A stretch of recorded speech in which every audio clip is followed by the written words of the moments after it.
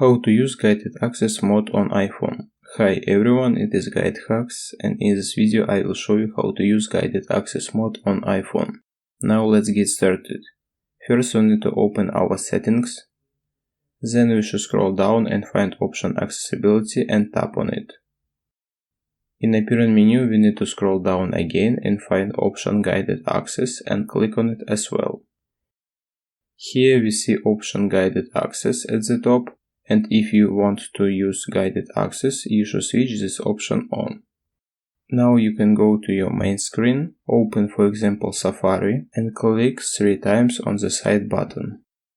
Now you need to select the field that you want to block. You can just tap, hold and move your finger and change size of course. When you are ready, just tap on Start at the top right corner. Now we need to create a passcode. And as you can see, you don't have access to that field that you selected.